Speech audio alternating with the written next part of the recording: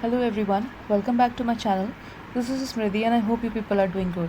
आज के सेशन में हम absorption by the roots topic को कवर करेंगे. सो आइए आज का सेशन स्टार्ट करते हैं. देखिए, सबसे पहले अगर हम रूट्स की बात करें तो हम सब जानते हैं रूट्स की इंपॉर्टेंस क्या है प्लांट की लाइफ में. क्या है भाई, वो वाटर एब्जॉर्प्शन करवाता है.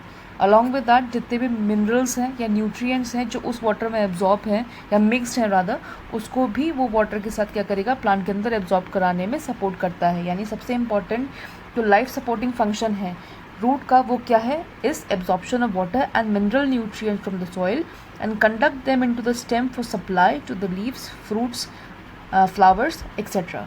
इसका मतलब जितने भी वाटर है, जितना भी वाटर उस रूट के चारों तरफ है, उसके अंदर उसके डिज़ोल्व मिनरल्स एंड न्यूट्रिएंट्स उनको क्या करता है, अपने अंदर एब्जॉर्ब कराता है और इसके साथ साथ उसको स्टेम के अंदर कंडक्ट करवाता है. ये प्रोसेस कौन कंडक्ट करवाएगा, आपके रूट्स करवाएंगे. तो ये सबसे ज़्यादा इम्पॉर्टेंट फैक्टर है किनका, रूट्स का, या कह लीजिए इम्पॉर्टेंट रोल है रूट्स का प्लांट की लाइफ में. इसके अलावा नीड क्या है भाई प्लांट को, वाटर को एब्जॉर्ब करने की या मिनरल्स को एब्जॉर्ब करने की. देखिए, सबसे पहला इंपॉर्टेंट नीड है, हमको मालूम है जो फोटोसिंथेसिस है वो कब होता है, वो आपका water, sunlight and carbon dioxide and chlorophyll, इन चार चीज़ों की प्रेजेंस में ही आपका फोटोसिंथेसिस क्या है, पॉसिबल है. अब क्योंकि वाटर मैंने बोला तो वाटर इनटेक यहाँ ज़रूरी है. अगर क्या बनाना हो हमको, क्या फॉर्म करना हो, अगर प्लांट को फूड फॉर्म करना हो, और फूड किस फॉर्म में प्रोड्यूस होता है, ग्लूकोज की फॉर्म में प्रोड्यूस होता है. तो सबसे पहले नीड क्या है, सबसे पहली नीड ये है कि भाई हमको क्या कराना है या प्लांट को क्या कराना है, फोटोसिंथेसिस करवाना है. इसलिए ताकि वो क्या कर सके, ग्लूकोज यानी फूड को प्रोड्यूस कर सके, तो इसलिए वाटर का इनटेक करना ज़रूरी है प्लांट की लाइफ में. और वाटर आएंगे तो उसके साथ साथ मिनरल्स तो डेफिनेटली जो डिज़ोल्व हैं वो आने ही हैं.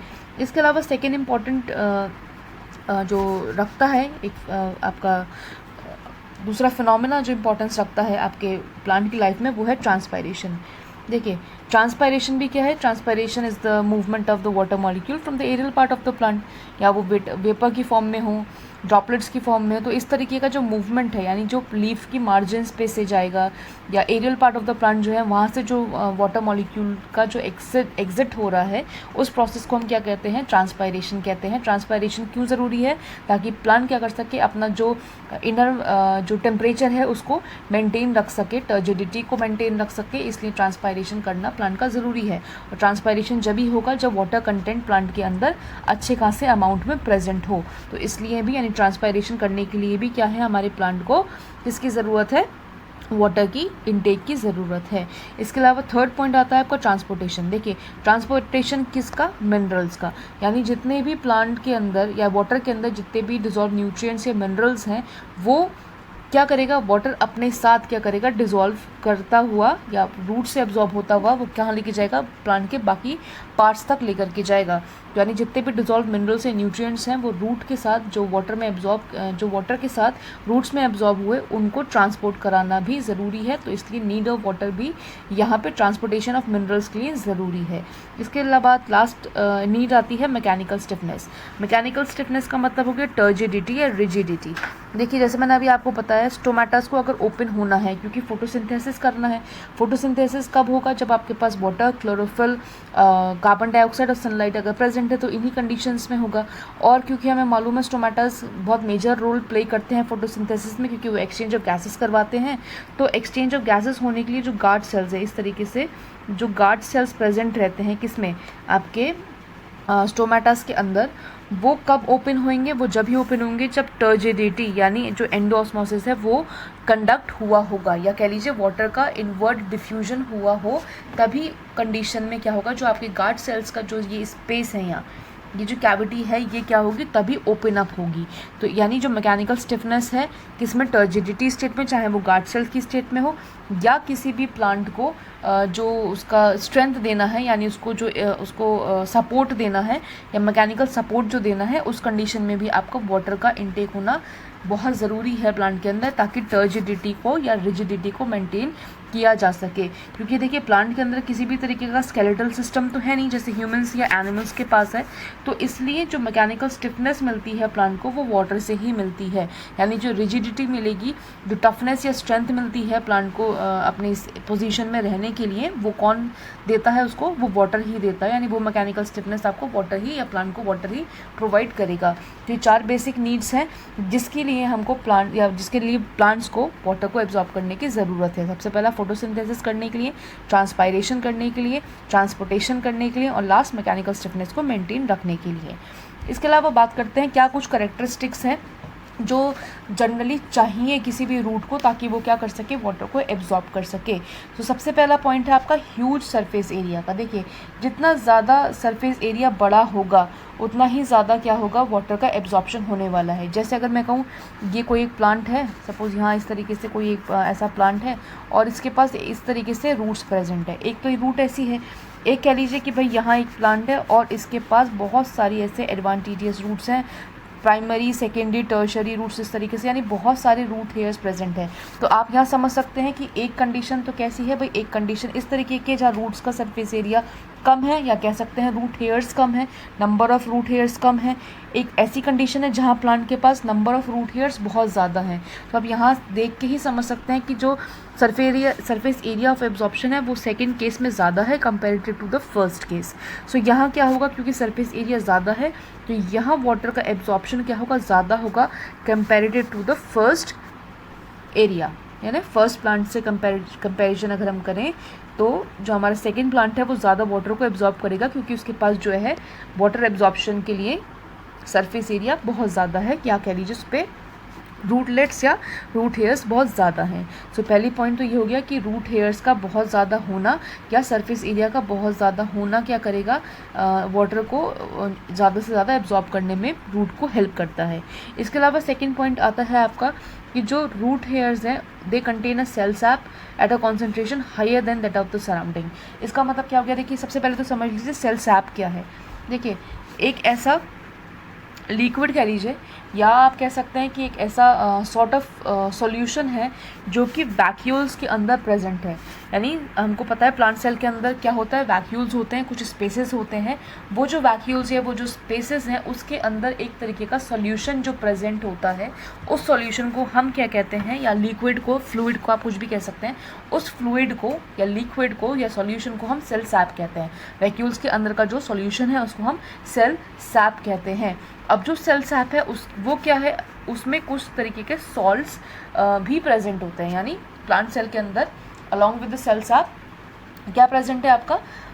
कुछ डिज़ोल्व्ड सॉल्ट्स भी प्रेजेंट होते हैं। तो अब ये डिज़ोल्व सॉल्ट्स की वजह से जो सेल सैप का जो कॉन्सेंट्रेशन है वो इंक्रीज़ हो जाता है। और जो इंक्रीज़ कॉन्सेंट्रेशन है ये कहाँ है? देखिए बेटा, ये आपका जो कॉन्सेंट्रेशन है ये सेल के बाहर नहीं, सेल के अंदर है।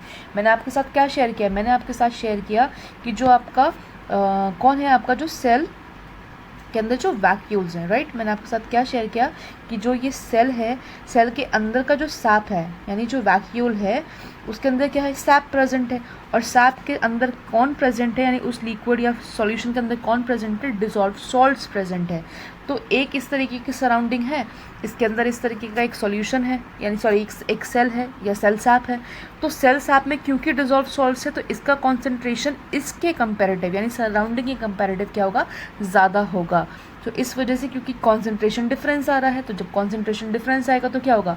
एंडोस्मोसिस अकर करेगा, तो इस वजह से एब्जॉर्प्शन ऑफ वाटर ज़्यादा होने वाला है। तो जितना ज़्यादा क्या है आपका कॉन्सेंट्रेशन डिफरेंस आ रहा है, higher the concentration of the cell sap the more will be the absorption of water by the root hairs. So ये आपकी सेकेंड कैरेक्टरिस्टिक्स है जहाँ आपका वाटर क्या होता है? एब्जॉर्ब हो पाता है। इसके बाद आता है थर्ड कैटेगरी या थर्ड आपकी कैरेक्टरिस्टिक जहाँ आपका रूट हेयर्स की थिन वॉल होना चाहिए। इसका मतलब आपका जो रूट है यानी इस तरीके से जो रूट्स हैं, इसके जो हेयर्स हैं, इसकी अगर सेल वॉल बहुत ज़्यादा थिन है तो क्या होगा भाई? ये ज़्यादा से ज़्यादा वाटर को ट्रांसफ़र करने में या डिफ्यूज़ करने में हेल्प करेगी। अब सीधी सी बात अगर मैं आपको एज एन अदर एग्जांपल से समझाऊं तो समझ लीजिए कि एक मेरे पास एक सॉलिड आयरन है और दूसरी तरफ समझ लीजिए कि भाई एक मेरे पास क्या है, एक स्पॉन्ज है। अब दोनों को ही मैं क्या करूं, अगर मैं वाटर के साथ पास करवाऊं तो भाई आयरन में तो वाटर एब्जॉर्ब नहीं होगा, लेकिन स्पॉन्ज क्या करेगा, ज़्यादा से ज़्यादा एब्जॉर्ब कर लेगा वाटर। क्यों? क्योंकि भाई आयरन क्या है, उसका जो वॉल है वो थिक है, या कह लीजिए उसकी जो चारों तरफ की जो उसकी लेयरिंग है वो थिक है, और स्पॉन्ज की लेयरिंग कैसी है, बहुत सॉफ्ट है या थिन है, आप ऐसे समझ लीजिए। तो जितना ज़्यादा थिन आपका रूट हेयर होगा उतना ज़्यादा, यानी जो वॉल है रूट हेयर की जितनी ज़्यादा थिन होगी उतना ज़्यादा वाटर का एब्जॉर्प्शन होगा। अलॉन्ग विद दैट आपको ये भी समझना है कि जो आपकी सेल वॉल होती है प्लांट में, ठीक है, सेल वॉल होती कहाँ है, प्लांट में ही होती है, हमें पता है। एनिमल्स के अंदर तो कोई भी सेल वॉल नहीं होती, क्या होता है, सेल मेम्ब्रेन प्रेजेंट होती है। तो जो प्लांट की जो सेल वॉल है, या कह लीजिए यहाँ की हम रूट्स की बात कर रहे हैं, जो रूट की सेल वॉल है वो क्या है, उसका नेचर होता है परमिएबल। अब देखिए ये ऐसा नहीं है कि भाई प्लांट की सेल वॉल नहीं होगी, रूट भी किसका पार्ट है, प्लांट का ही पार्ट है। तो जो सेल वॉल है यानी बेसिकली प्लांट की, उसका नेचर क्या होता है, उसका नेचर होता है परमिएबल। ये आपको ध्यान रखना है कि इसका नेचर आपका होता है परमिएबल। परमिएबल का मतलब होता है ये क्या करेगा, ये फ्री मूवमेंट अलाउ करता है, यानी किसी भी डिज़ोल्व सब्सटेंसेस का, यानी वाटर मॉलिक्यूल के साथ जो भी डिज़ोल्व सब्सटेंसेस हैं उनको ये freely in and out movement allow करेगा। यानी ये क्या है, ये किसी भी तरीके का हिंड्रेंस नहीं क्रिएट करेगा। जो भी आपका वाटर है उसके अंदर जो भी चीज़ डिज़ोल्व है, चाहे वो इम्प्योरिटी ही हो, या यहाँ हम क्योंकि बात कर रहे हैं मिनरल्स एंड न्यूट्रिएंट्स की, तो जो भी minerals and nutrients along with water जो डिज़ोल्व है, ये क्या है, ये क्योंकि परमिएबल है सेल वॉल का नेचर, तो ये क्या करेगा, उन सबको पास होने देगा, चाहे वो इन या आउट जा रहे हैं। क्योंकि यहाँ एब्जॉर्प्शन हो रहा है तो यहाँ इनवर्ड मूवमेंट कराएगा किसका, वाटर का, along with what, all the minerals and all another things, और जितनी भी चीज़ें हैं उनके साथ साथ। तो ये आपकी कुछ करेक्टरिस्टिक्स थी जो कौन शो करता है, आपकी प्लांट की जो रूट्स है उनको शो करना है, अगर क्या कराना हो, उनको एब्जॉर्प्शन अगर कराना हो। सबसे पहला क्या, जो सरफेस एरिया है रूट्स का वो बहुत ज़्यादा होना चाहिए, जो सेल सैप का कॉन्सेंट्रेशन है रूट का वो ज़्यादा होना चाहिए सराउंडिंग के कॉन्सेंट्रेशन से। और तीसरा, जो रूट हेयर्स है उसका जो वॉल है वो कैसा होना चाहिए, जो सेल वॉल है वो थिन होना चाहिए, ताकि ज़्यादा से ज़्यादा तीनों ही कंडीशन में क्या हो सके, वाटर का एब्जॉर्प्शन हो सके। सो आई होप आज का सेशन आपको पसंद आया होगा। मिलते हैं अगले सेशन के साथ। Till then take care.